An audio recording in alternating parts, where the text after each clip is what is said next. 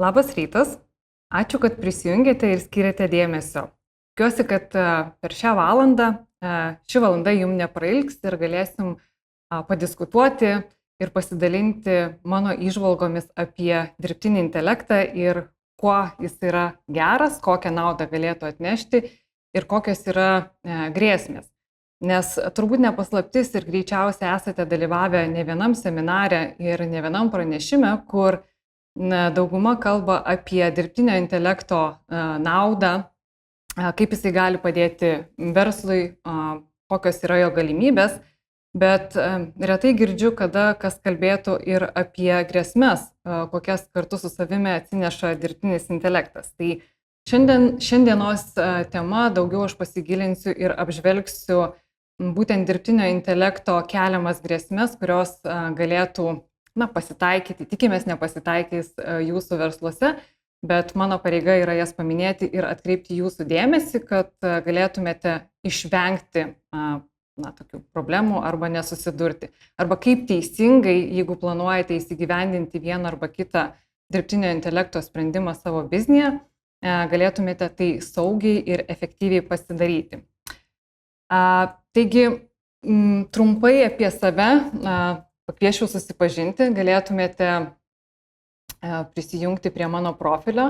Tai ne vienerius metus konsultuoju ir padedu verslam būtent kibernetinio saugumo klausimais, atitikties klausimais, atlikinėjant auditus nuo GDPR, NIS2, DORA ir visi kiti reguliaciniai ES reglamentai, kurie atkeliauja arba kurie jau yra, padėti susitvarkyti atitikti ir į ką reikėtų atkreipti dėmesį būtent verslui. Tai vienas iš tokių naujausių tendencijų, būtent dirbtinis intelektas, irgi atkeliavo į mūsų kiemą ir dauguma mūsų klientų pradėjo su mumis diskutuoti ir kalbėtis apie tai, kaipgi galėtų jie dirbtinį intelektą įdarbinti būtent jų biznyje, kuo tai galėtų būti naudinga ir visi klausdavo arba prašydavo realių pavyzdžių, tai kaip mes jį galėtumėm įsigyvendinti.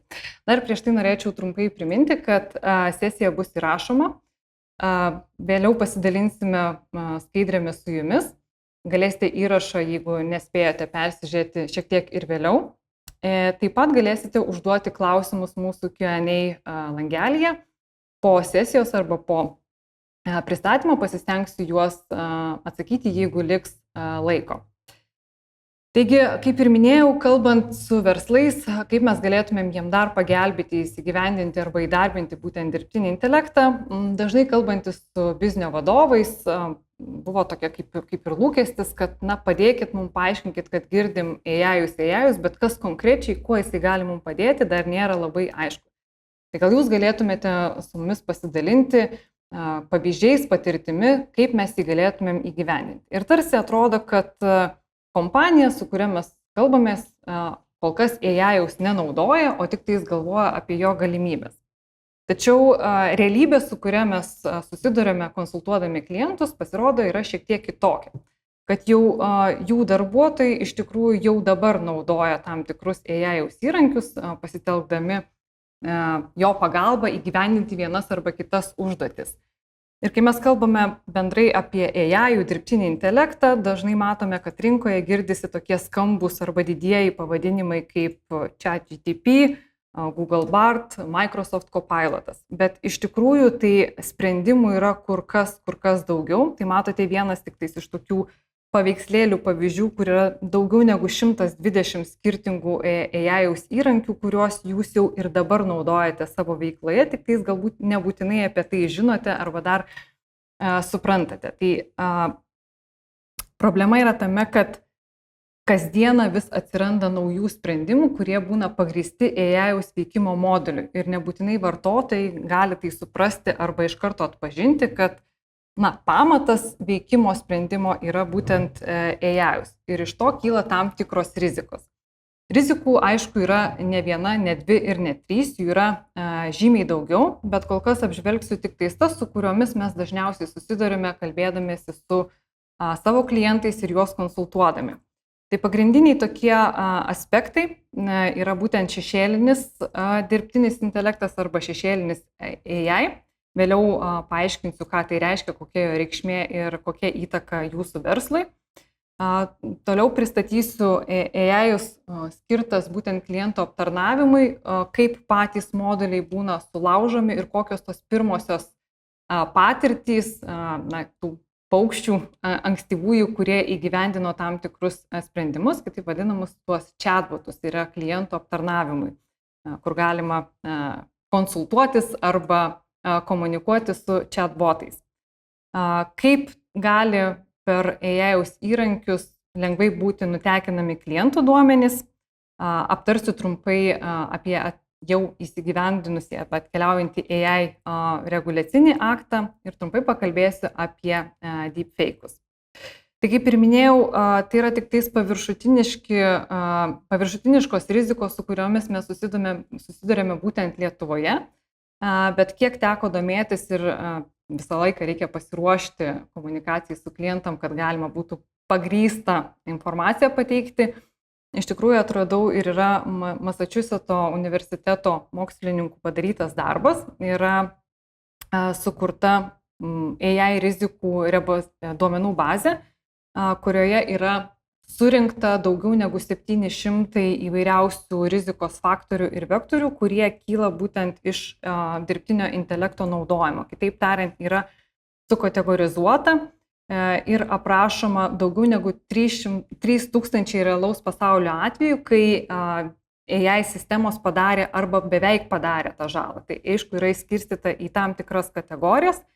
Jeigu turėsite laiko ir noro, galite susipažinti su tuo, matote, sources yra nurodytas ir pati duomenų bazė yra nuolatos pildoma, tai galėtumėt susipažinti ir jeigu planuojate arba galvojate apie vieno arba kito dirbtinio intelekto modulio įsidiegimą savo biznėje, savo versle ir pritaikymę, galėtumėte įsivertinti ir peržvelgti, ar per tam tikrą kategoriją ta rizika nebuvo aptikta. Be abejo, reikia suprasti, kad tiek dirbtinis intelektas, tiek technologijos vystosi labai greitai ir neįmanomų greičių, tai galbūt jau kažkokios tai problemos arba kažkokios tai bėdos jau buvo arba yra sprendžiamos, arba kažkaip tai sustabdytos, kad jos tiesiog neplistų. Bet tai yra didžiulė problema, kelianti didelį galvos skausmą tiek mokslininkam, tiek politikos formuotojams, tiek akademikams. Dėl to, kad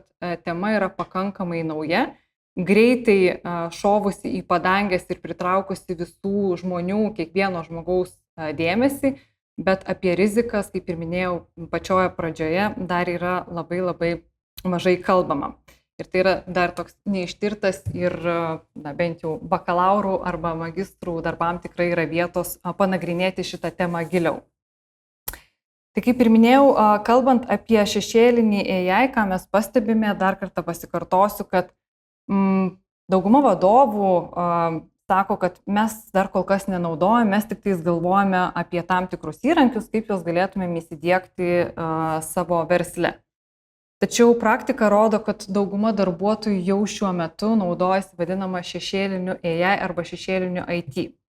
Tai šešėlinis AI tai yra nepatvirtintos sistemos arba nepatvirtinti toolsai, kuriais naudojasi darbuotojai be IT žinių, kur yra nepatvirtinta IT departamento kaip galima leistinos sistemos arba programos, kuriomis gali naudotis patys darbuotojai. Ir aišku, labai suprantama, kodėl tokia problema iškyla, dėl to, kad tie AI-jaus įrankiai arba sprendimai yra pakankamai lengvai prieinami. Tai yra jie pasiekiami internetu, pakankamai nebrangus, galima susimokėti mėnesio narystę, kad ir pačius populiariausius įrankius 20 eurų ar dolerių sumokėjus per mėnesį galima tikrai, nereikia jokio techninio diegimo, tiesiog online arba per naršyklę galite pasiekti šituos įrankius ir optimizuoti savo darbą. Turbūt kiekvienas iš mūsų norim kuo greičiau, kuo efektyviau atlikti savo užduotis ir sutaupyti savo brangų laiką, tai be abejo tie įrankiai labai vilioja. Bet kai nėra patvirtinta ir nėra žinoma, kur tie duomenys keliauja, kaip pats mechanizmas veikia, ir kokios tai gali būti pasekmės vėliau, dažnai darbuotojai apie tai nepagalvoja, o tai atitinkamai atneša grėsmę būtent įmoniai ir jos duomenim. Aišku, labai priklauso nuo įmonės ir nuo kibernetinio saugumo higienos praktikos, kokia jinai yra įgyvendinta. Vėlgi iš praktikos matome, kad kalbant apie kibernetinį saugumą, nors ir daug yra aktų ir senai kalbama apie tai, kad įmonės turėtų tuo rūpintis, vis tik tais praktikoje matome, kad dar tai nėra taip pilnai suprantama ir kaip faktas kiekvienoje organizacijoje, kad reikalingas dar tikrai didelis švietimas ir įrodinėjimas, kodėl įmonė turėtų rūpintis kibernetiniu saugumu, ką konkrečiai turėtų daryti, kaip šviesti savo darbuotojus, taip toliau ir panašiai. Tai tos problemos ir kyla iš to, kad ne dėl to, kad naudojami patys yra įrankiai, bet įmonės viduje dažnai informacija būna nesuklasifikuota, kuri yra konfidenciali, kuri yra riboto prieėjimo, kurią galima dalinti su išorė, o kurios negalima ir griežtai tik tais naudojama viduje. Tai tokia informacija, sakykime, jeigu, pavyzdžiui, norėčiau greičiau paruošti prezentaciją, rezultatų prezentaciją savo vadovui ir įdedu į populiarius įrankius, sakykime, kokią nors finansinę ataskaitą, iš kurios paprašau, kad greitai man padarytų prezentaciją, pristatymą vadovom, sakykime, spalio mėnesio rezultatus.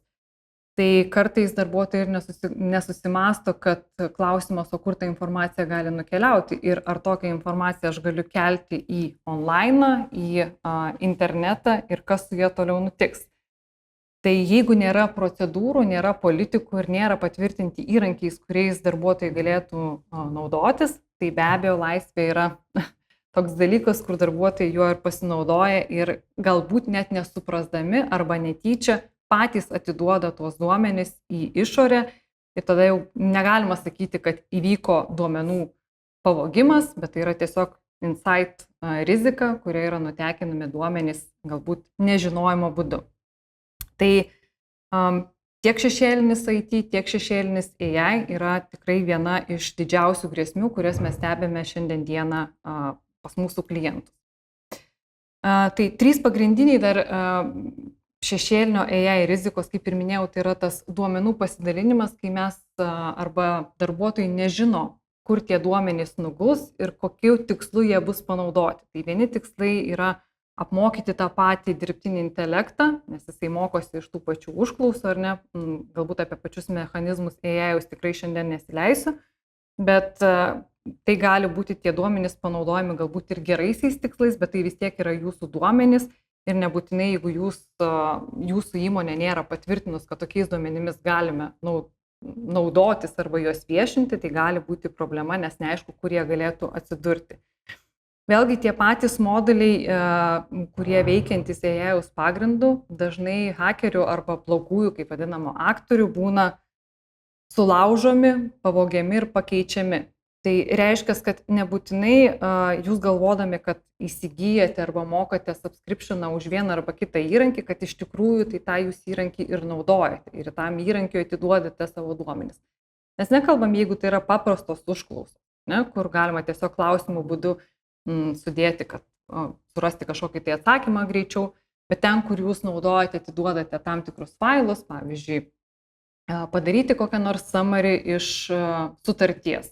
Padaryti santrauką sutarties arba kažkokių tai dokumentų, kur tikrai gali būti ir jautrus duomenys, tai reikėtų apie tai pagalvoti, ką keliate į tuos pačius įrankius, ypatingai jeigu tai nėra nurodyta jūsų politikoje ir nėra patvirtinta jūsų IT departamento, kad tokiais įrankiais jūs galite naudotis ir tai yra leistina ir jūs susipažinote, kokios yra galimos pasiekmės. Vėlgi pastebime, kad su tuo pačiu boomu AI atsiranda daug startuolių, kurie kuria savo produktus ir savo modulius, kurių pagrindą naudoja kažkur tai senesnius sukurtus, ar ne, patį tą dirbtinį intelektą. Vėlgi tie moduliai nėra pilnai ištestuoti, grubiai tariant, sertifikuoti ir dažnai klientai būna susižavi tiesiog pačios paslaugos patrauklumu, galbūt pigumu. Ir kaip dažnai matome, kad nepirksite turbūt įrankio, tol kol jo neištestavote, nepasibandėte. Tai vėlgi būna kokių nors kelių mėnesių bandomoji ta eksploatacija, kad galite pabandyti, pasižiūrėti, ar jums tai veikia. Tuo tarpu jūs vis tiek norite įsitikinti, ar tas sprendimas jums tiks, tai dažniausiai naudojate galbūt ir kažkokius tai savo duomenis. Tai nesakau, kad tai yra blogai turėti testinės versijas arba demo versijas, bet reikia labai rimtai pagalvoti, kokius duomenis į tas versijas, į tuos testus norėsite pasitelkti. Tai visą laiką mes kalbame apie įmonės duomenis. Įmonės duomenys yra šiuo metu pagrindinis turtas, kurį reikėtų saugoti. Taigi klientai dažnai ir klausia, tai kaip mums tą suvaldyti šešėlinį AI. Aišku, būdų yra daug, bet pradžiai mes ką pastebime, kad įmonės dar neturi ir tik 10% įmonių turi būtent AI-jaus naudojimo politiką apsirašę viduje. Tai yra, toje politikoje irgi įsivardina, kokius konkrečiai įrankius jie leidžia naudotis darbuotojams, kokią informaciją jie gali tenais kelti ir kaip elgtis arba kaip nesielgti būtent su tais moduliais arba su patvirtintais įrankiais. Iš tos politikos tuomet gimsta ir tam tikros taisyklės patiems darbuotojams, kaip reikėtų elgtis ir kaip nereikėtų elgtis. Tai reiškia, yra supažindinama visa organizacija ir pagrindas yra padedamas, sakykime, saugiam tam įsigyvendinimui. Dar nepaisant to, kad prieš įgyvendinant tam tikrus įrankius reikėtų persižiūrėti ir pačią tą IT infrastruktūrą ir susidėlioti bent jau pagrindinius ir bazinius kibernetinio saugumo pagrindus, jeigu jų nėra.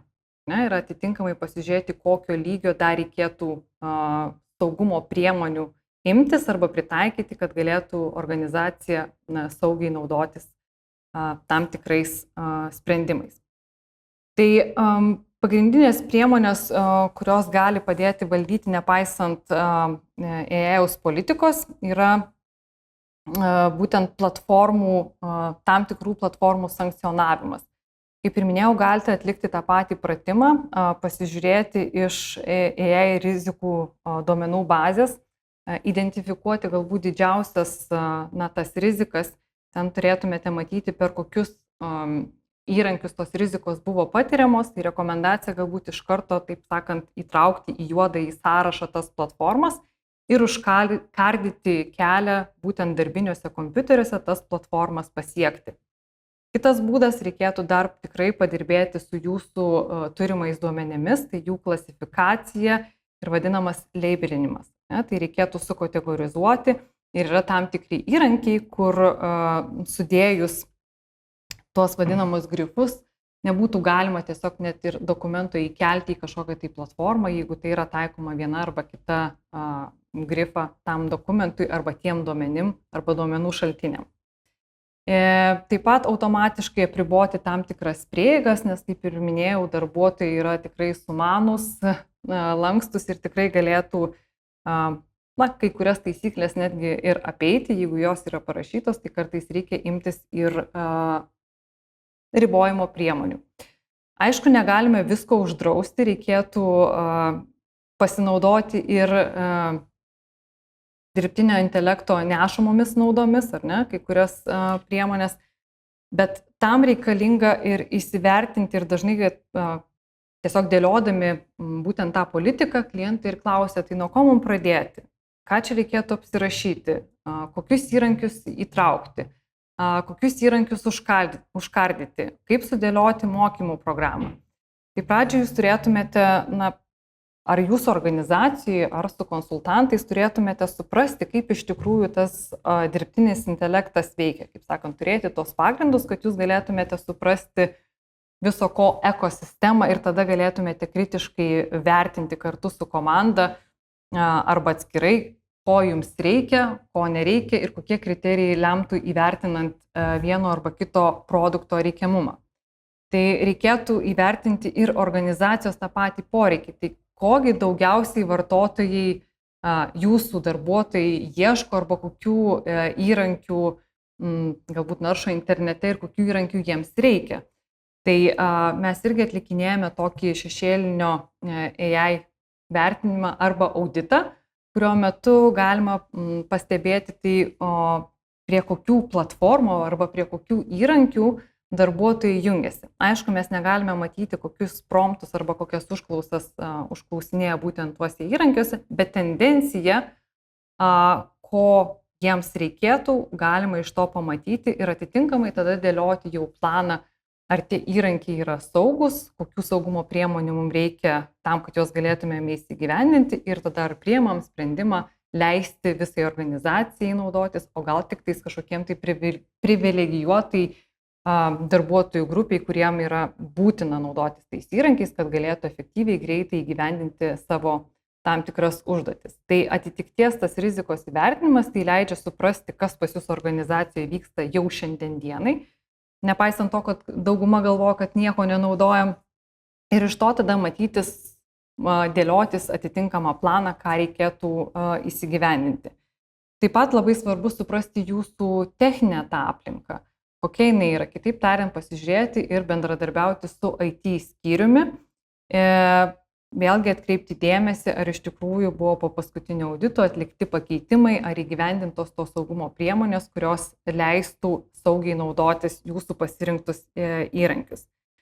Tai vienas iš tokių kaip pavyzdžių pačių tų assessmentų, ką ir minėjau, yra tokia pavyzdinė nuotrauka arba kelios įžvalgos iš vertinimo. Tai čia buvo pavyzdys, kur tipinė arba klasikinė situacija, kur klientas sako, mes tikrai nenaudojam jokių AI įrankių, nieko nepasitelkiam. Tai atlikę auditą mes pamatėme, kad net 65% naudotojų arba darbuotojų jau naudoja vienas ar kitas platformas, nors atrodo įmonė nieko nediegia. Kaip ir minėjau, tai nėra, aišku, yra modeliai, kurie yra diegiami į pačią organizaciją, bet dauguma iš jų yra pasiekiami online ir lengva jos prieiga nesustabdo pačių vartotojų jais pasinaudoti. Yra iš karto išvardinta detali ataskaita, kurioje išvardinta, kas konkrečiai buvo naudojama, kiek tai sugeneravo, tos atminties ir suklasifikavo visas priemonės pagal tą patį poreikį. Ir iš tikrųjų pati ataskaita leidžia įvertinti tai, kokie tie įrankiai buvo naudojami, kas jų yra gamintojas, kokia yra kilmės šalis. Ir pagal metodologiją yra įvertinama jos rizikingumo lygis. Tai atitinkamai, vėl kaip ir minėjau, iš to galima darytis išvadas ir tarkim, jeigu naudojam pirmą arba antrą paminėtą produktą, įrankį, kur yra numatyta aukšta rizika, tuomet klausimas, ar tokių įrankių neleisti naudotis, ar jais leisti naudotis, bet reikėtų pritaikyti atitinkamą saugumo priemonę. Tai reikėtų irgi, toksai pirmas taškas atspirties, kur įmonėm leidžia šiek tiek susinaviguoti ir susiprasti, tai ko konkrečiai reikia, o ko reikėtų tikrai atsisakyti. Tai galima matyti detalę ataskaitą, vėlgi kiek galbūt kartų buvo jungtasi, kiek kartų buvo naudota, bet kaip ir minėjau, pačių duomenų, kas ten buvo įkelta ir kas atiduota, mes matyti to negalim, bet indikacija, kur link jūsų darbuotojai dairosi, kokių įrankių ieško, galima ją pamatyti. Kita iš problemų minėtų tai yra populiarūs pokalbių arba chatbotai, dažniausiai paslaugų arba kliento aptarnavime taikomas dirbtinio intelekto gėris, kurį dažnai bando prisivilioti arba įgyvendinti klientai ir atrodo labai gerai, mes nereikės mums krūvos konsultantų, kurie sėdėtų ir lauktų klientų skambučio, o galima įjungti robotą, kuris aptarnautų daugiau ir greičiau klientų užklausų. Tačiau vienas iš tokių jau šiek tiek ir pasenusių, bet čia tik tai vienas iš pavyzdžių, galima rasti jų daugiau. Taip pat nuorodą dalinuosi, tai yra apie DPD chatbotą, kuris pradėjo keiktis ir kritikuoti savo įmonę po to, kai vienas iš klientų sugebėjo manipuliuoti arba užmanipuliuoti dirbtinį intelektą. Tai viskas prasidėjo, kai klientas bandė surasti pamestą arba prarastą siuntą ir pastebėjo, kad chatbotas nepateikė naudingos informacijos, kartais kartojasi tas pats klausimas ir atrodo yra be išeities. Tai klientas nusprendė patikrinti, kaip botą galima paveikti ir galiausiai įtikino jį keiktis bei įrašyti haiku apie pačią savo kompaniją, kuris kritikavo DPT paslaugas. Tai po incidento įmonė išjungė dalį chatboto funkcijų, kad išvengtų tolimesnių problemų. Vėlgi tas pirminis noras, pati idėja, viskas labai gerai veikia, bet vėlgi ir pats siuntos beieškantis vartotojas nebuvo paprastas. Tai reikia suprasti, kad yra ir ta tamsioji pusė, kur tie patys hakeriai galbūt dabar vis daugiau ir daugiau dėmesio skiria būtent tiem įrankiam, pabandyti juos nulaužti, įsilaužti ir atitinkamai sugalvoti naujų atakos vektorių. Tai tokia zona dar yra labai nežinoma ir, kaip ir minėjau, neištirta, bet vis daugiau ir daugiau dėmesio, kai kurių netgi, sakykime, ne stipriųjų hakerių intereso laukas yra būtent tie chatbotai, taip tariant, pabandyti juos sulaužyti arba pačialendžinti, tai yra smalsumas ir kai kam tai pavyksta dėl technologijos dar neišdirbto tobulumo ir besivystymo. Tai galėsite daugiau pasiskaityti apie patį incidentą ir tikrai galima surasti ir daugiau pasaulyje įvykusių incidentų, kur, kaip ir minėjau, patys modeliai yra sulaužomi ir kokios iš to iškyla problemos arba bėdos. Tai tų manipuliavimo priemonių AI yra tikrai nemažai. Galbūt šiandien apie tai techniškai nepasakosiu, nes yra pakankamai nemažai tyrimų, būtent mokslinių padarytų ir su visais print screenais ir įrodymais, kaip patys modeliai yra sulaužiami, pakeičiami ar vadinamai užmanipuliuojami. Bet pagrindinė, ką reikėtų atkreipti dėmesį ir ką skatinu pažvelgti, tai jeigu renkatės kažkokį tai modelį, vėlgi, kaip ir minėjau, teikite prioritetą saugumui. Nes dauguma nori, kad greičiau, efektyviau neatsilikti nuo rinkos, norime būti konkurencingai pranašus ir greičiau įsigyvendinti. Tai stabtelkit, neskubėkit ir pakankamai racionaliai ir kritiškai įsivertinkite tuos labai gražius, fainus ir greitai veikiančius modelius. Rinkitės tik tai patikimų tiekėjų arba gamintojų sprendimus. Jeigu neturite pakankamai gilių žinių arba techninių žinių arba techninio departamento, kuris galėtų jums padėti įvertinti vienų arba kitų modelių rizikas, tai venkite nemokamų sprendimų. Vėlgi galima atrasti keletą posakių, kad jeigu jūs nemokate už tam tikrą modelį arba paslaugą, tai greičiausia sumokate savo duomenimis arba greičiausia prekė esate jūs. Tai tikrai stabtelkit ir nesižavėkite nemokamais dalykais, nemokamom platformom, nes tai gali būti vienas iš apgaulės būdų arba žingsnių, kaip blogieji aktoriai galėtų iš jūsų stengtis išvilioti arba išmanipuliuoti tam tikrus duomenis. Nes vėl, kaip minėjau, duomenys šiuo metu yra didžiulis turtas. Vėlgi, jeigu ir naudojatės tam tikrus įrankius, modulius, turėkite ir nuolatinę stebėseną. Ne vien tik dėl to, kad jūs galėtumėte stebėti savo tą aplinką iš kibernetinio saugumo perspektyvos, bet tai ir įpareigoja ir ateinantys aktai tokie kaip NIS2, DORA, AI aktas ir panašiai. Tai, kaip sakant, kreipkite į tai dėmesį. Ir jeigu renkatės galbūt net ir kažkokio tai gamintojo modelį, kuris jums atitiko jūsų verslo poreikius, tai paprašykite vėlgi parodyti testavimus arba kitaip tariant kaip trečioji šalis, kad jums įrodytų, kad jų produktas yra saugus ir visada klauskite, kur tie duomenys jų atsiguls. Be abejo, dauguma AI modulių veikia cloud'e, tai irgi pasižiūrėkite, aišku, tai nieko neįsprendžia, bet kuo daugiau gilinsitės, kuo daugiau klausimų užduosite pačiam gamintojui arba paslaugos produkto siūlytojui, tuo daugiau suprasite ir apie patį modelį ir galėsite įsivertinti jo kritiškumą, galimas problemas. Jeigu patys to nesugebate padaryti, galite kreiptis į specialistus, kurie padės įvertinti vieną arba kitą produktą. ir būkite pasiruošę incidentui, nes nepaisant to, kad jeigu ir visiškai pasirinkote saugų produktą, jeigu įdėgėte reikiamas saugumo priemonės, su AI tikrai niekada negalime žinoti ir negalime būti ramus, kada incidentas gali atsitikti. Nes dauguma irgi tyrimų yra apžvelgta, pastebėta, kad jeigu šiuo metu nevyksta kažkokio tai keistų veiksnių jūsų organizacijoje, turiu omeny IT sistemose, tai dar nereiškia, kad pas jūs nieks nevyks ateityje. Nes vėlgi pagal tam tikrus skaičiavimus yra apie 120 dienų, kada incidentą gali aptikti organizacija. Tai galite suprasti per 120 dienų, galite pasiskaičiuoti, kiek ir kokios informacijos gali būti pavogiama, nutekinama iš jūsų pusės.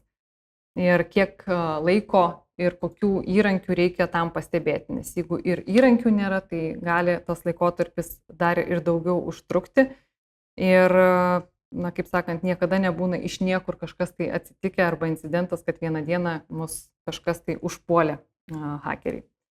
Tai, kaip ir minėjau, būkite pasiruošę incidentui, turėkite procedūras apsirašę, kad jeigu incidentas įvyksta, kad organizacija ir darbuotojai žinotų, ką reikia daryti, ko nereikia daryti, į ką kreiptis ir į ką nesikreipti. Taigi, kalbant apie pačią reputaciją arba duomenų nutekinimą, kartais galvojama, kad praradom šitos duomenis, ten buvo kokie nors, nežinau, darbuotojų elektroniniai paštai, ir kas čia tokio. Bet greičiausiai, kaip ir Lietuvoje, matėte ne kartą, buvo skelbta apie tam tikrų duomenų praradimą, tai ne vien tik tais, kad patys kaip ir duomenys, didelis turtas, kurį prarado, bet ir reputacinė rizika tam tikrom institucijom, tarsi kad nesugebėjo suvaldyti arba nesugebėjo užtikrinti saugumo. Iš tikrųjų, ne viena kompanija, nei vienas mes nesame apsaugoti nuo incidentų. Tai vėlgi klausimas, kokia ta būtų komunikacija ir kokie tie būtų sekantys žingsniai atsitikus incidentui. Tai reputacija irgi yra vienas iš tokių rizikų, kur nutekėjus duomenim, jinai pakankamai greitai kyla. Vėlgi patys nusikaltėliai gali netiesiogiai radę kažkokią tai vadinamai duris atidarytas arba langą, kur galima būtų pavogti arba nutekinti duomenis. Dažnai, kaip ir minėjau, tų pačių duomenys yra pavagiami iš pačių tų modelių. Kitaip tariant, jūs net galėtumėt net nepajausti, naudodamiesi tam tikrais įrankiais, užkeldami kažkokius tai dokumentus arba kažkokią tai informaciją, kuri po to lieka tuose įrankiuose ir iš tų pačių įrankių gali būti duomenys pavagiami. Ką su jais toliau daro? Klausimas, aišku, irgi yra labai didžiulis, bet duomenys irgi yra parduodami darknetuose, Telegramo kanaluose, turbūt irgi girdėjote ne vieną ir ne du incidentus, kai tai nutinka. Ir tų duomenų pardavimas tai nereiškia, kad čia arba rytoj ir dabar atsitiks kažkoksai tai incidentas. Dažniausiai tie duomenys yra perparduodami, kaip sakant, kitai grandžiai, kur iš to yra modeliuojama ir galvojama, kokios galėtų būti naujos tos atakos. Kol kas mes apie jas galim net nežinoti.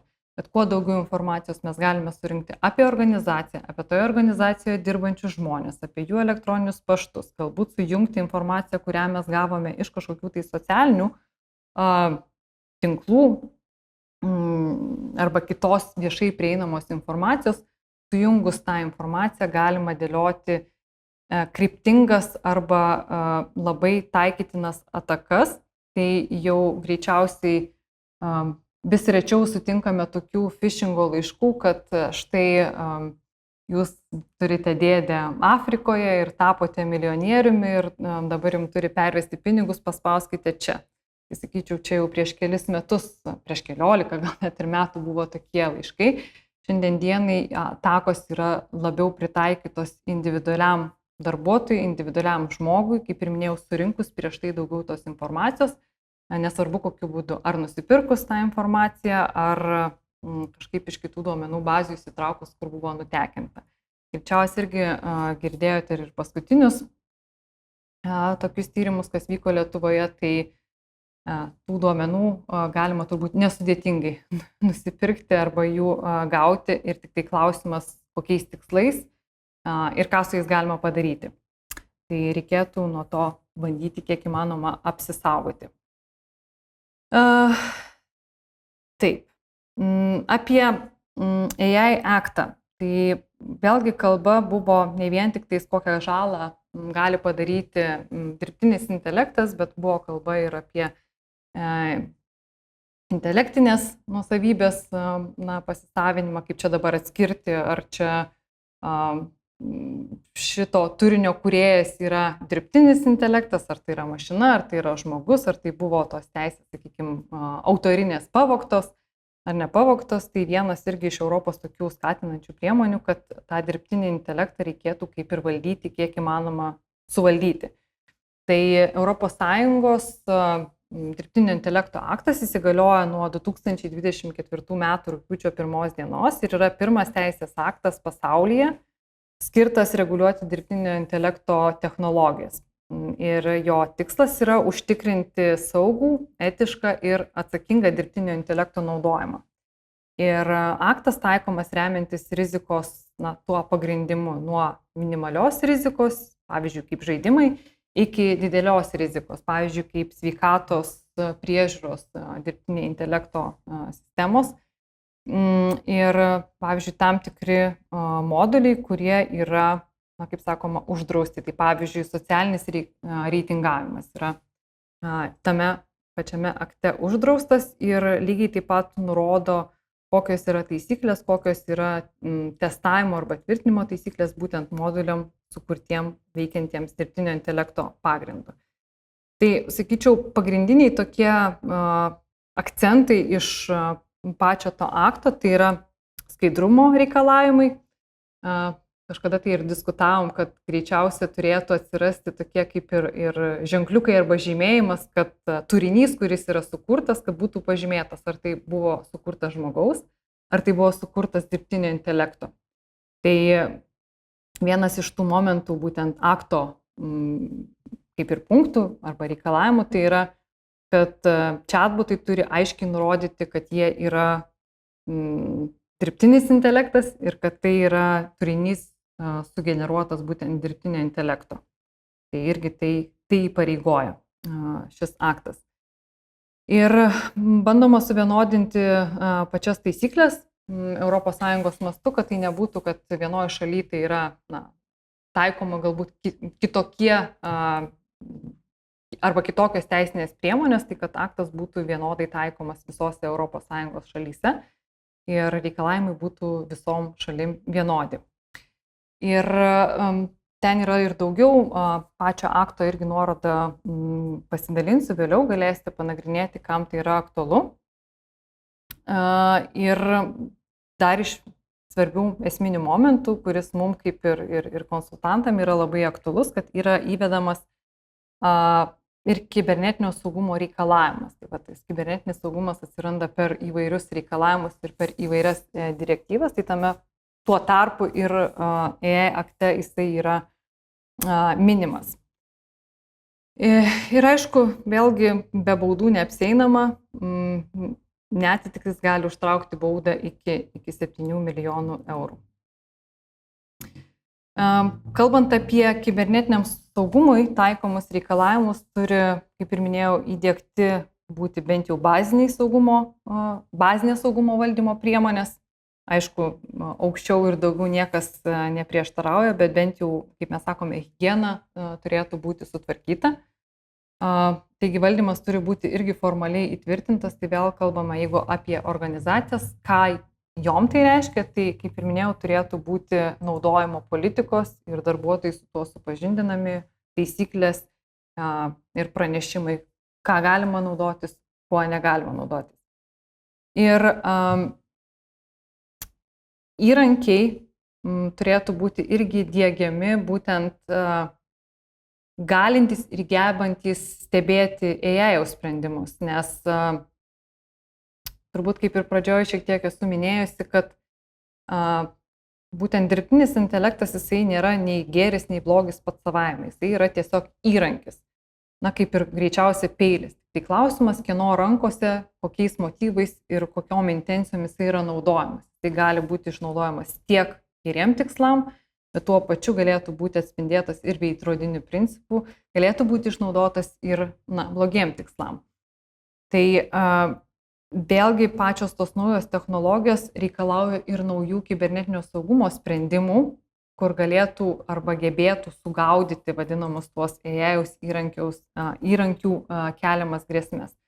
Nes čia tokia atsiranda ir kibernetinio saugumo eros lūžio taškas. Jeigu mes iki tol kalbėjom arba organizacija suprato apie kibernetinį saugumą, kad tai yra, tarkim, ta perimetro apsauga, ugniasenis, antivirusai ir reikėtų, sakykime, tą infrastruktūrą saugoti, tai šiandien dienai mes jau turime kalbėti ir ieškoti naujų tų sprendimų, kaip suvaldyti būtent šešėlinį AI, kaip suvaldyti šešėlinį IT ir kad nepakanka tik tais firewallų turėti arba tų pačių ugniasinių, tai turi būti nauji metodai, naujos metodologijos ir galbūt nauji įrankiai, kurie klausimas ar yra jau pagaminti. Taip. Daugiau atsakomybės reikalauja būtent iš rizikingesnių AI modulių reikalavimo, tai vėlgi tas pats aktas numato ir aprašo tas taisyklės. Kalbant apie trečiasias šalis ir kokias rizikas toje vietoje mes matome, tai yra pagrindiniai, kad ateinantys reikalavimai trečiųjų šalių priežiūra arba vertinimas yra ne vienam akte, taip pačiam NIS2, DOROje ir EE akte, kur labai paprastas pavyzdys, su kuo mes susiduriam, jeigu kalbant apie, vėlgi, arba saugumą, arba naudojimą, tai dažnai sako įmonės, kad mus aptarnauja įmonė X, mums teikia paslaugas įmonė X, todėl mes nieko nežinome ir saugumas yra jų klausimas. Tai iš tikrųjų su visais šitais ateinančiais aktais nėra taip, tai naudojimasis trečiųjų šalių paslaugomis neatleidžia jūs nuo atsakomybės arba nuo incidentų, nuo duomenų saugumo, tai yra už duomenis vis tik tais jūs atsakingi esate kaip kompanija ir atsitikus incidentui, net jeigu ne jūsų infrastruktūroje, ne jūsų organizacijoje, o būtent toj trečiojo šaly, iš kurios jūs gaunate paslaugas, tai bus ir jūsų problema, dėl to reikėtų irgi renkantis partnerius, renkantis trečiasias šalis, į tai atkreipti dėmesį ir sutartyse turėtų būti pas jūs aprašyta, kur ir kas yra atsakingas už kibernetinį saugumą, kokia atsakomybė yra už duomenis ir incidento atveju, kokios atsakomybės tenka vienai arba kitai šaliai. Daugiau irgi apie saugumo pažeidimus arba galima tiek toj pačioj duomenų bazėje surasti, kurioje anksčiau minėjau, arba tai šitoj pateiktoj nuorodoj apie duomenų nutekinimą, kaip jisai įvyko, kodėl įvyko, galbūt per kokius tai įrankius ir ko reikėtų išvengti. Vėlgi viena iš tokių paskutiniu metu, Lietuvoje gal kol kas mes bent jau asmeniškai nematėme, bet greičiausiai teko matyti ir pasaulyje, tai yra klastotės arba vadinami tie deepfake'ai. Tai kaip AI-jaus pagalba video montavimu arba Teams skambučių metu yra išviliojami tie patys pinigai arba mokėjimai iš įmonių vadovų. Tai irgi, kur būna įrašomas ir, tarkim, vadovo balsas, jo paimamos tam tikros nuotraukos ir su dirbtinio intelekto įrankiais yra sukuriamas tarsi gyvo žmogaus vaizdas ir pokalbis. Tai vienas iš tokių atvejų, aišku, nepasidalinau pačią nuorodą, bet kur buvo, man atrodo, Kinijoje, buvo Teamsų skambutis, kuriuo metu dalyvavo būtent įmonės vadovas, buhalteris ir berods atsakingas IT vadovas. Ir atrodo nieko tokio, viskas yra kaip ir įprastai. Tai yra Teams skambutis, kurio metu būtent buvo sufabrikuotas arba padirbtas įmonės vadovo portretas, video įrašytas, kuris lakoniškai sako, kad reikia padaryti tokį pavedimą. ir kitaip tariant sufabrikuojama pati ta situacija, kur buhalteris įvykdo tą patį pavedimą. Tai yra ta pati, sakykime, ne ta pati, tai yra ataka, tik tai kitokio pobūdžio, kur yra panaudojamas ir balsas, ir vaizdas, ir tokiu būdu yra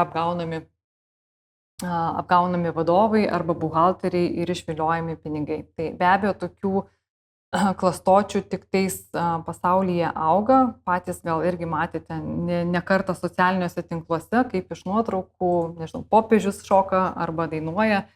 Ir tie moduliai, jie tobulėja ir vis sunkiau ir sunkiau darosi juos atskirti. Ar tai iš tikrųjų yra gyvai nufilmuotas vaizdas, ar tai yra sufabrikuota ir sudėliota būtent dirbtinio intelekto.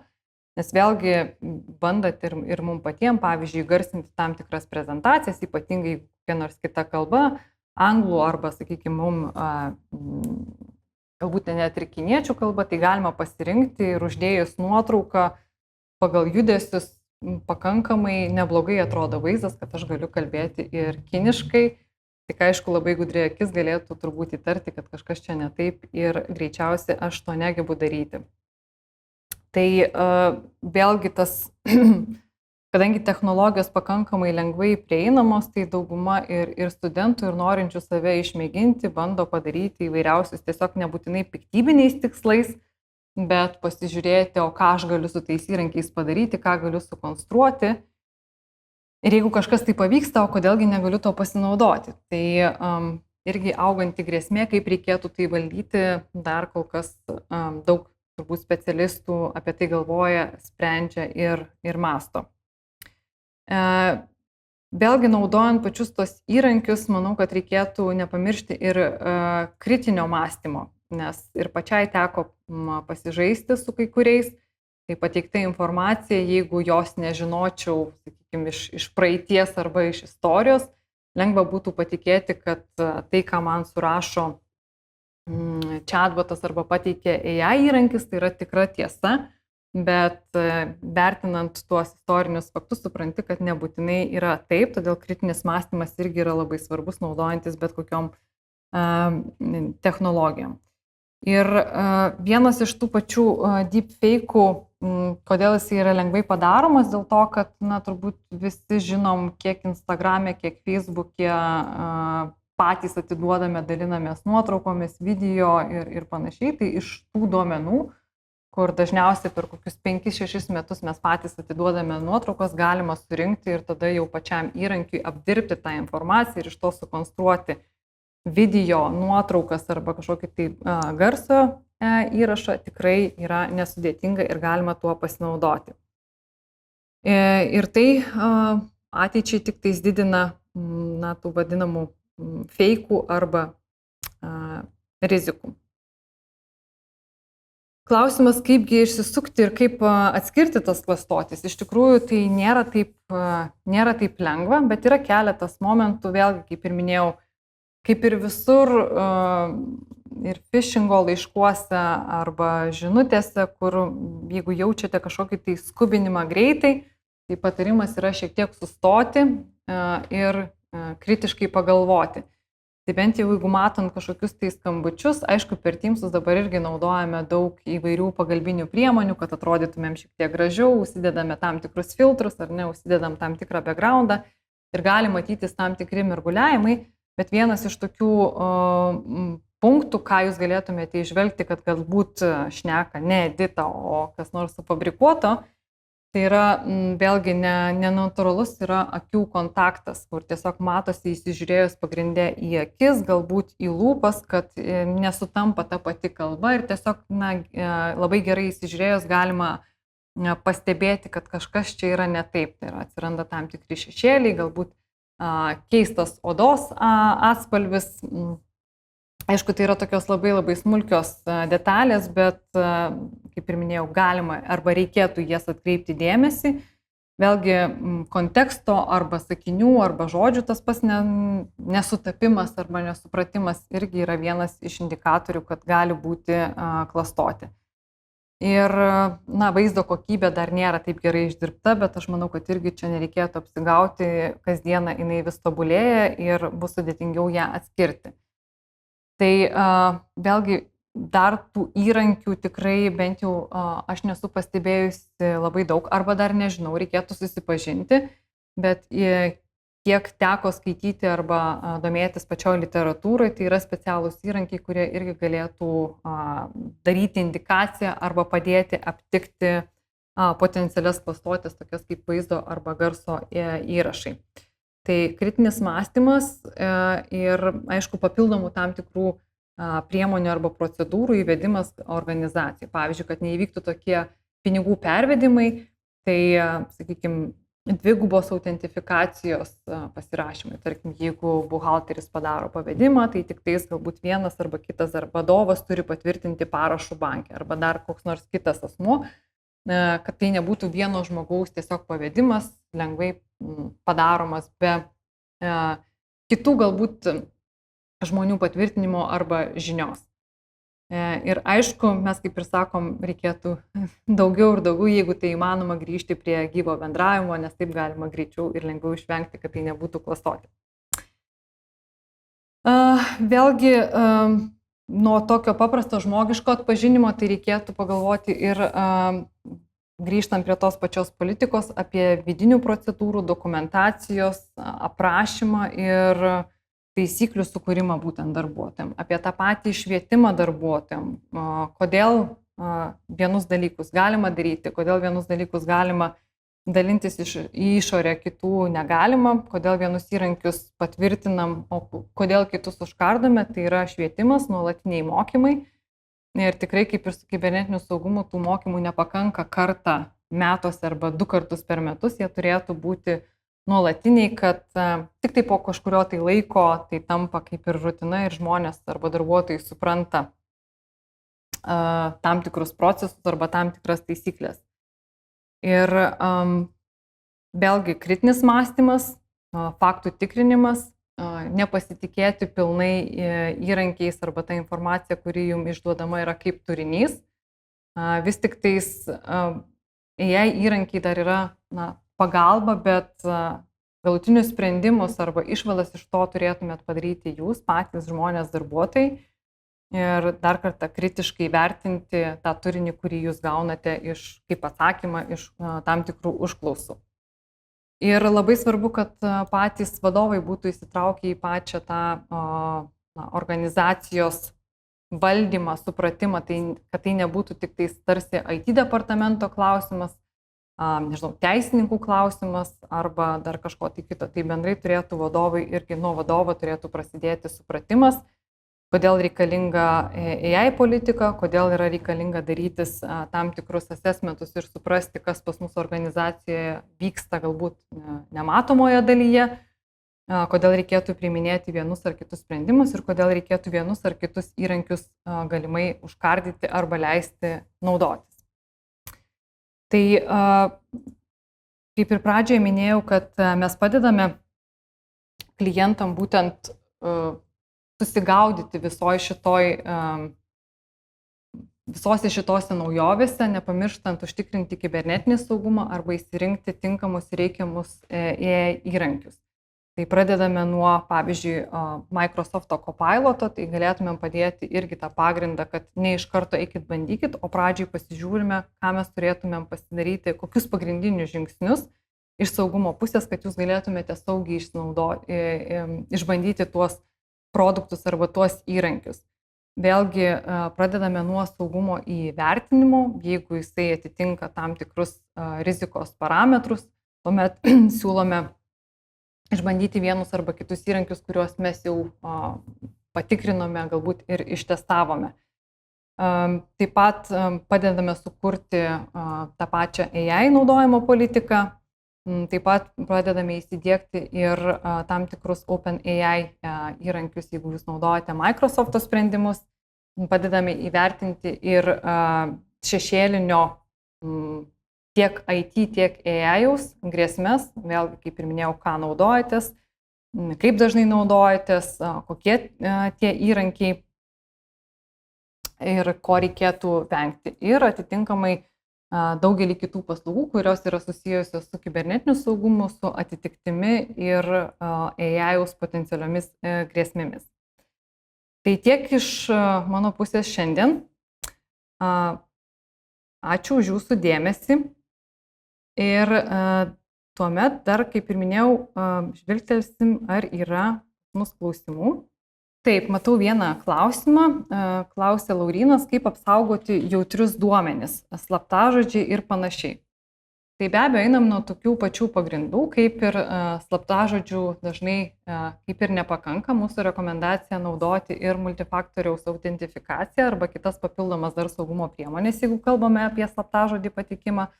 O kaip apsaugoti jautrius duomenis, kaip ir minėjau, tai yra DLP, Data Loss Prevention priemonės. Vėlgi įvairių yra gamintojų, tiek nuo Microsoft'o, tiek visų kitų. Galima įsirinkti sprendimą, kuris būtent pradžioj suklasifikuoja jūsų duomenis, nes tik tai jūs žinote, kokie duomenys jums yra jautrus. Aišku, vieni yra pagal, pavyzdžiui, GDPR nustatomi jų jautrumas, bet principai jūs turėtumėte viduje organizacijoje žinoti, kokius jūs duomenis turite, kokius kaupiate, kokius laikote, kuriuose vietose jūs laikote, kas prie jų prieina, koks yra jų jautrumas, atitinkamai suklasifikuoti ir tam tikrom priemonėm, kaip sakant, juos užkardyti, kad pavyzdžiui, tarkim, jeigu tai yra mūsų koks nors darbuotojų sąrašas su asmens duomenimis, su, tarkim, asmens kodu, gyvenamąją vietą ir tai yra prieinama tik tais, pavyzdžiui, HR departamentui arba buhalterijai, tai reiškia, IT vadovas arba pardavimo vadovas tos informacijos neturėtų ir negalėtų pasiekti. Tai yra priemonėmis galima užkardyti. Tai atitinkamai tokio dokumento, pavyzdžiui, jeigu jūs neleidžiate pasidalinti su išorė, tai reiškia, darbinėmis priemonėmis jūs jo negalėsite išsiųsti. Aišku, tai nieks neapsaugoja, kad galbūt darbuotojas tyčia pasiėmęs tą patį dokumentą, jo fotografiją arba nuotrauką galėtų išsiųsti iš asmeninės paskyros. Bet tada vėlgi, kaip ir minėjau, grįžtame į patį pagrindą ir pasižiūrime, kokios yra saugumo priemonės taikomos arba įgyvendinamos jūsų organizacijoje arba kompanijoje. Julita, dėkui, buvo labai įdomu, gal bus įrašas, norėtume pasidalinti su kolegomis. Taip, įrašas bus, kaip ir minėjau. Jeigu kas nors norėtų aptarti kiekvienos organizacijos atskirą perspektyvą, nes tema yra pakankamai sudėtinga ir man šiek tiek yra sunku apie ją kalbėti nuosekliai, dėl to gali atrodyti pats tekstas padrikas, nes yra daug dedamųjų dalių ir galima į kiekvieną dalį labai įnikti ir nukrypti. Tai jeigu kažkam yra aktualu ir norėtumėte aptarti savo individualios organizacijos situaciją, mano kontaktai irgi yra, galėsite kreiptis, suderinsime atskirą susitikimą ir aptarsime plačiau tai, kas jums yra aktualu, kas įdomu, kokie klausimai karščiausiai jums kyla. Kol kas tiek, daugiau klausimų lyg ir nematau, tai ačiū dar kartą už jūsų skirtą laiką ir iki greitų pasimatymų.